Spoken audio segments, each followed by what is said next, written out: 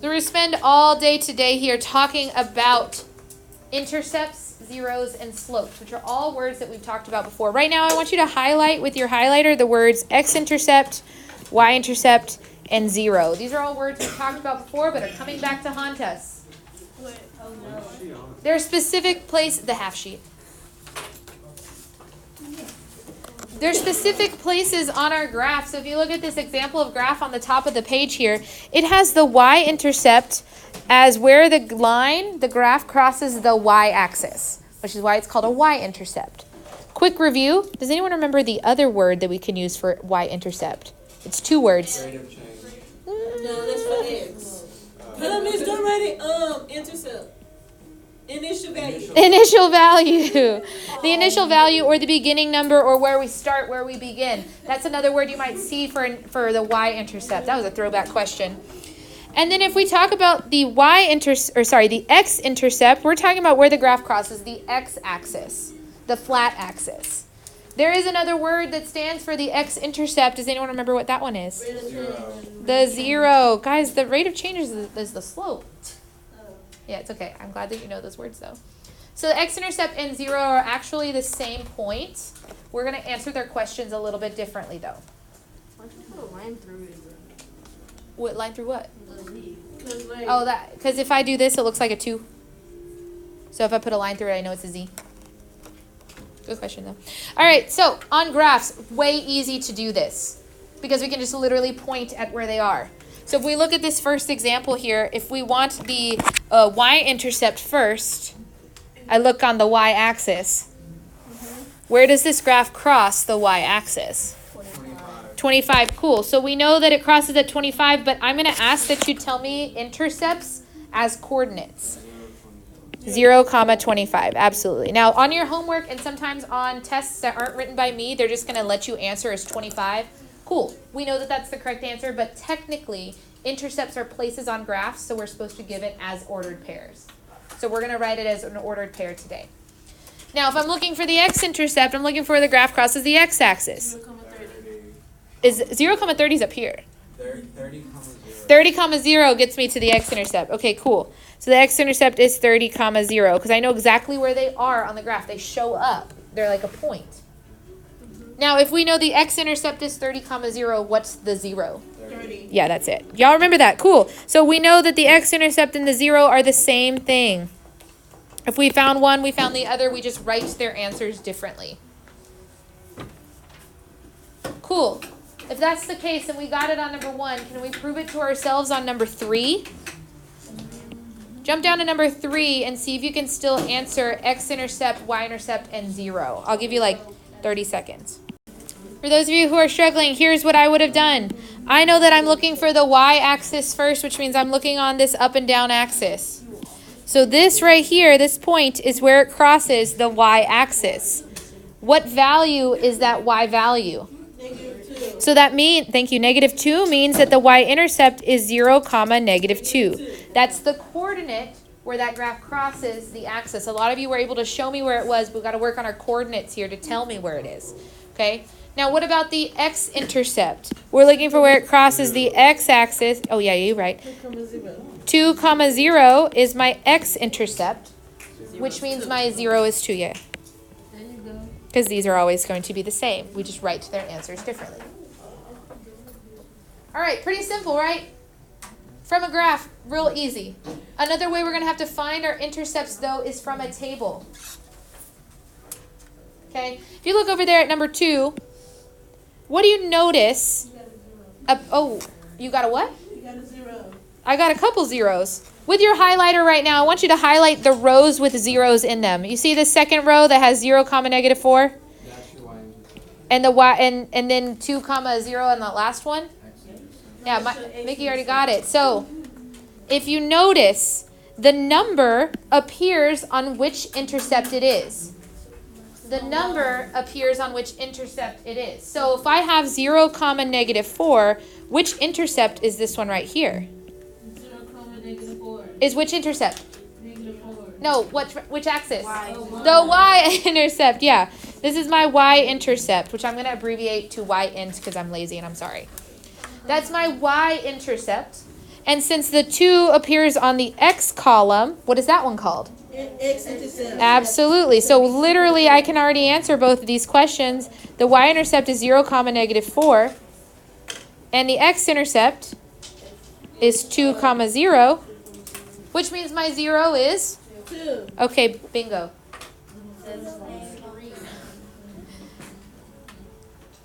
Now, number 4 is going to throw you for a loop. I see some people already highlighted it. What do you notice about number 4? You got a 0. How many of them do we have, though? One, to give you the x-intercept, you need to find the y-intercept. Wow, yes, that's exactly what we need to do. He said that this is the x-intercept because the number is on the x column. So we're going to go ahead and label that as x-intercept. But we don't have the y-intercept, so we have to find it. Luckily, we've been doing patterns our whole life. If we follow the pattern, we will find the x-intercept. Follow the yellow brick road. Follow the pattern of the table. Follow the pattern of the table. It doesn't really fit yellow brick road, but you know what I'm talking about. Follow the pattern of the yellow brick table. Normally, we read patterns and tables from the top to the bottom. This is going 1, 2, 3, 4. The next would be 5, 6, 7, 8. Okay. This direction we're going 2, 0, negative 2, negative 4, negative 6, negative 8, negative 10. Okay. But we need to go this direction because if I read it upwards, I'd go 4, 3, 2, 1, 0. Isn't that what I'm looking for? And if I follow the pattern the backwards way, instead of subtracting 2 every time, so it would be 4. Which means I know, we are adding 2 every time if we go backwards. Which means we know that this right here is what intercept? Because it's on the y column. Very good. Y'all go ahead and make sure you can fill in the rest of this information by yourself. I'm going to give you like 15 seconds. Doesn't take that long to fill it in. Here's what I would have wrote. Let's see if we got it right. The y-intercept we found was 0, 4. How'd we do? Good. And the x-intercept would be 2, 0, which means that the 0 is very cool. It won't always be 2. I just happened to pick 3 examples in a row where the x-intercept and the 0 was 2. Okay, this next example is going to show you why it's important to know where a 0 is on your graph. The equation says, or the question says, an artist rents a booth at a professional art show for $300. The function p of x equal to 500x minus 300, we highlight because that's an equation we're going to need, represents the artist's profit, where x is the number of paintings the artist sells.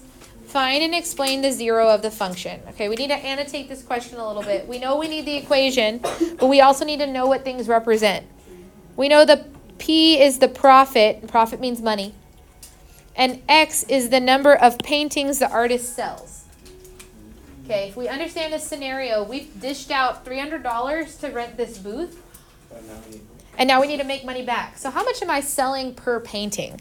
Like, how much does it cost per painting? $50. So I'm trying to sell paintings to get back money. I'm trying to make money here. That's how business works. We want to find and explain the 0 of the function. Highlight the word 0. What's another word for 0? X-intercept. The x-intercept. So we want to find the x-intercept for this equation. Now, the way we just did it on the top of this paper was by a table or by a graph. And there's a way that you can still use a graph to do this. You guys have your computers, and so I want you to open them up, and I want you to go to desmos.com. Not student.desmos.com, desmos.com. It is also an app. If you have a smartphone, you can download the Desmos app. It's free. It's going to do everything that the graphing calculator can do, but it's free, and it's pretty, and it's touchscreen, unlike the graphing calculator. So you're going to go to desmos.com and meet me there. If you got there, there's a red Start Graphing button. I want you to click that red button and then pause because I have a few people trying to get logged in. Knowing that on Desmos it shows me 6, 0 as my x-intercept, I know that the 0 itself is, which means, we want to explain it. It means that this artist needs to sell how many pictures to make it back to 0? They need to sell 6 paintings to reach the 0, which in business is called the break-even point. Y'all ever heard of that? Mm-hmm. The break-even point is when profit starts happening. When you take revenue minus cost and you reach 0, it's called your break-even point. Any paintings he sells after 6, he's pocketing that money. If we sell 7 paintings, I've made $50 because I spent 300 of it already to rent the booth. I have to sell 6 or else I'm in the hole. This is business, people. We find the zeros because it's important for our break-even point. Okay?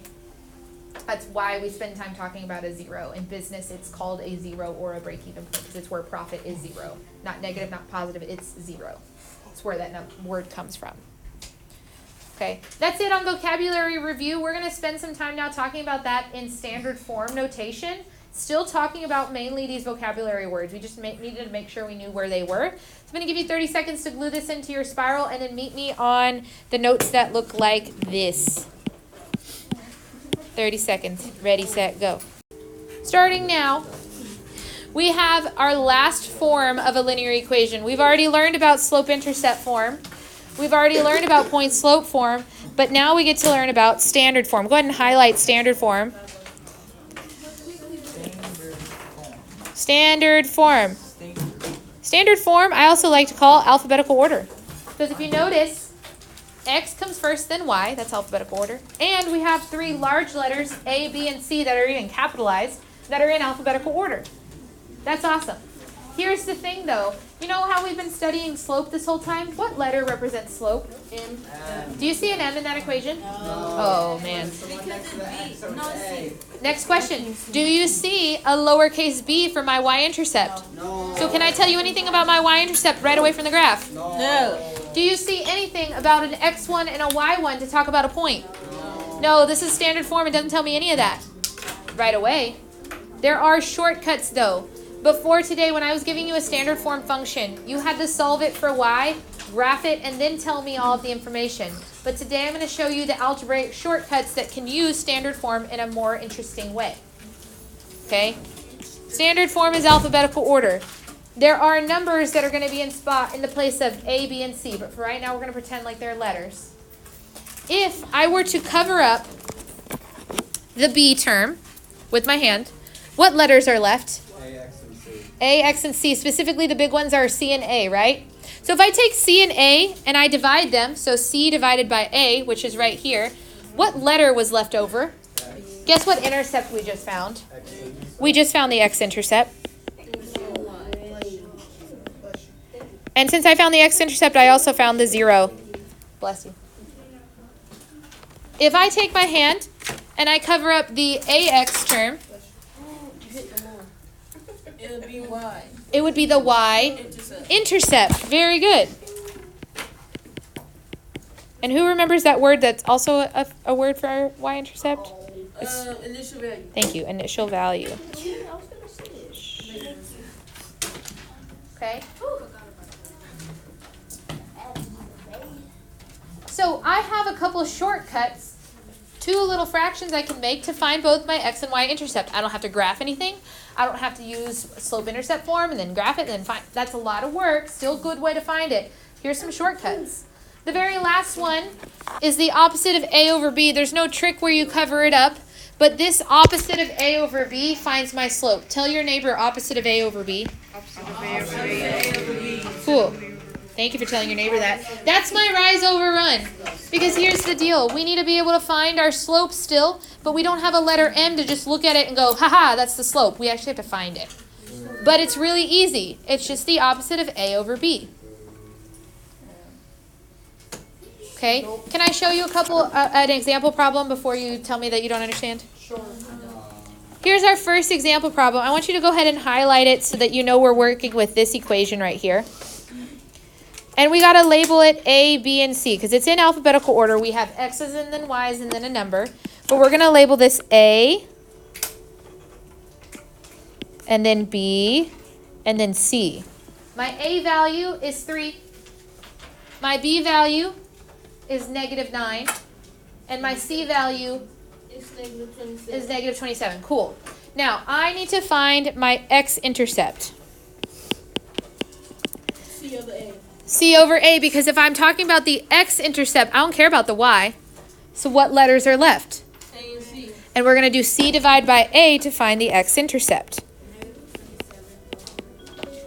-27 over 3. Pause. But yes, you guys are correct. -27 divided by 3. And what is -27 divided by 3? Ooh, what? -9, cool, which means I think, and I know that my x-intercept is going to be the coordinate -9, comma 0.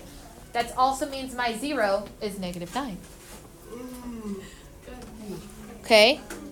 If I come in here and I want to find my y-intercept, what letter do I not care about? See, That one. That one. I don't care about the 3x or the a value, so what am I going to divide? B over C. C over B. C over b. Come on, b, Miss Quigley. This is -27 over -9, which is 3, a positive 3, because negative divided by negative is a positive. Which means I think / know that the y-intercept is 0, comma 3. Which means I think that's also its initial value of 3. And then you do the slope. I do the slope. Slope is opposite of a over b. What's a? 3. So what's the opposite of that? -3. Okay. And what's b? -9. -9. So -3 divided by -9. Positive 1/3. Y'all are doing 9 divided by 3 in your head. 3 divided by 9 is 1/3. So guys, without having to graph anything, without having to fill in a slope formula or finding points or anything, I can tell you the slope. Opposite of a over b. This is probably the most important thing on this page that you can find out, because we can always use Desmos to check our work for the intercepts. It's not as easy to check our work on the slope on Desmos, and I'll show you why here in a second, but we can always check our work with the intercepts. So with me, once you've got this written down, I actually do want us to go check our work. So go over to Desmos. If you would please join me on the next page, so open it up. We have a few practice problems to work on. First one is a training wheels problem. I've already written some of the formulas for you.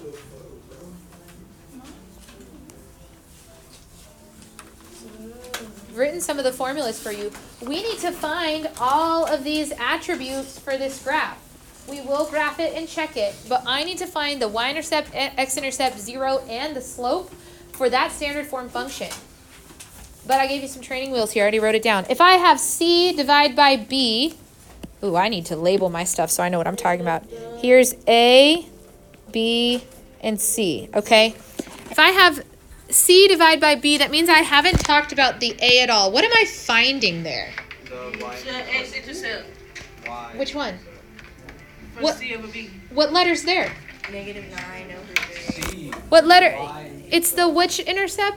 Y. The y-intercept, because I don't have the x's anymore. So I know this one is the y-intercept, and y'all are already getting ahead of me. You guys said, okay, well, this is going to be -9 divided by 3, which is -3.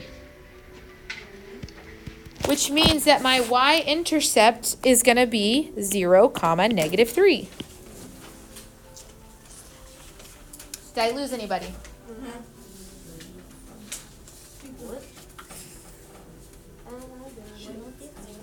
The second one says c divided by a. Well, if I'm not talking about the b at all, which intercept am I finding? The x-intercept, because that's the letter that's left. This is the x-intercept. -9 over 2 is correct. And if you did that in your brain or in your calculator, you'd also get a fraction back. But I'm going to let you put it as a decimal right now so you can see what I mean later. I want this answer in decimal, but we'll show, or sorry, in fraction. But the decimal might help you make a connection here in a second. That means my x-intercept, yes, exactly, is -9 over 2, comma 0. And my 0 is -9/2, which is -4.5. Opposite of a over b is my slope. -2 over 3. Thank you, because a is 2, which means the opposite of a is -2, and b is 3, and that means that's my slope, -2/3. Can't reduce that one at all. I found all these things, but I want to guarantee that I get it right. So I want you guys to check this in Desmos. Take this equation and plug it into Desmos and just make sure that you got your intercepts right. You can try to count your slope as well. This one might not be that hard to count, but you can never be too sure. Always want to check it algebraically. Before I let you try number 2 on your own, we're going to label A, B, and C because I want to make sure we're going to use the right numbers. What's A? 3. What's B? 1. No. 1. What is it? -1. Okay, cool. Remember, B is -1. Cool. And then C is... 24. All right, I want you to spend 2 minutes trying to find the x-intercept, y-intercept, 0, and slope. Check it in Desmos if you don't feel confident. If I'm trying to find the y-intercept, that means I don't really care right now about the x term, so that means I'm going to do C divided by B for the y-intercept. So C divided by B is 24 divided by -1, which is -24. That means my y-intercept would be 0, -24. Those of you who checked with Desmos, is that what we got? Yes. Yay! I'm happy. If I'm trying to find the x-intercept, that means I don't really care about the y right now, so I'm going to do C divided by A.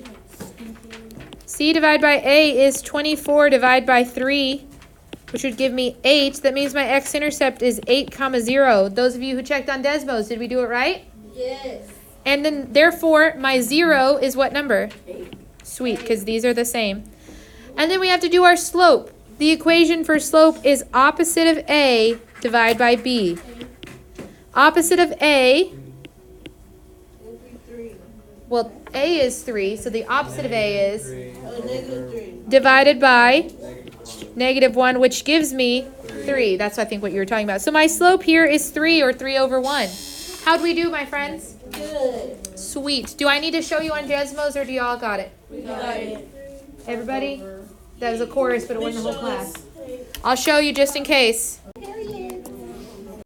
Now, the reason that we learn about the slope-intercept form first is because that's the easiest way to graph. But we can also graph standard form functions like number 5. Follow along with me. We'll do 5. You've got 6, and we'll be done with notes if we can handle it. Number 5, it asks me to graph the equation.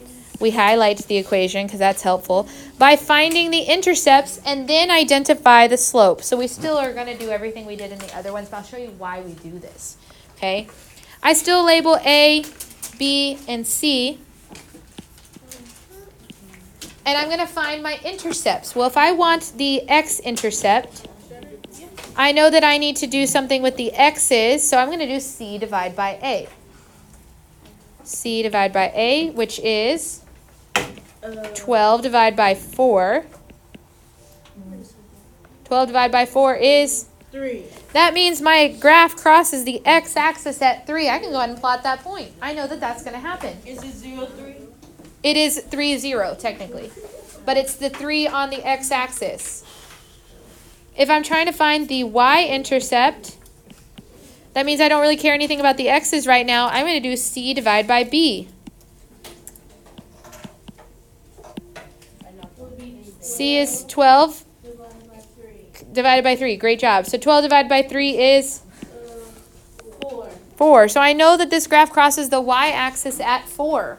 If I have 2 points and a ruler, which I know I didn't give you a ruler, but you can draw a straight line between these 2 points.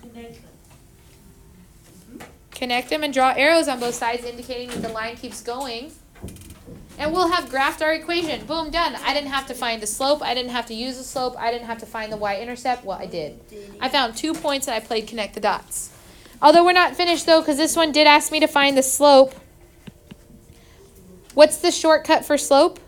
Rise over run. I mean, yes, but from standard form, opposite of A over B. Yeah, sorry. Those are all shortcuts. Yes, rise over run and the slope formula. Love it. But I'm asking for opposite of A over B. So it'll be -4 over 3. How did you know -4? Because it's the opposite. Because it's the opposite. A is 4, so the opposite is negative. Divide by B. Guys, that's my slope. And we could prove this by finding the rise and the run. If you look at the graph, didn't I rise by going down 4 and to the right 3? Wait, but that's not Rising negatively, which is falling. It's weird. Hold on, wait. If rise is going up, what's going down? It's going up negatively, which means going down. Still technically the rise or run. Okay? So I still know that this goes down 4 and to the right 3, which is what I found algebraically from this equation. Hey, let's see if we can do it. Put all the pieces together. You've got number 6. You can check it in Desmos to make sure you've graphed it correctly. In fact, I want you to do that. But I still want you to come back and find your slope algebraically. If we can rock star this number 6, we'll be done with notes for the day. I would have started by labeling A, B, and C, and then finding my intercepts. If I want the x-intercept, that means I don't care about the y's. So I'm going to do C divided by A, because that's with avoiding the y's. This is going to be negative 20 divided by negative 2. My x-intercept is ooh, not negative 10, Miss Quigley. What are you doing? Thank you. All right, so I have 10 as my x-intercept. Then my y-intercept is the opposite. It's C divided by B. This would be negative 20 divided by negative 5. Would be 4. Would be a positive 4, which means my graph is here. Now, I did a horrible job all day of graphing this line, so let's see if I can do better with y'all. It's like all sorts of wiggly. Ooh, not much better. Haha, got him. But if I'm trying to find the slope, it's opposite of A divided by B. So if my A was negative 2, what's the opposite of negative 2? Blessings. And then my B was negative 5. So my slope is negative 2/5, which makes sense because I went down 2, bloom, bloom, and over 5. 1, 2, 3, 4, 5, and I found another coordinate, down 2 over 5. That makes sense. Do I have any questions before we call it quits for today on notes? Yes. What's your question? Do I have to do this? Yes, ma'am. Different kind of question. Oh, I got a question. What's up? Is there any work after this?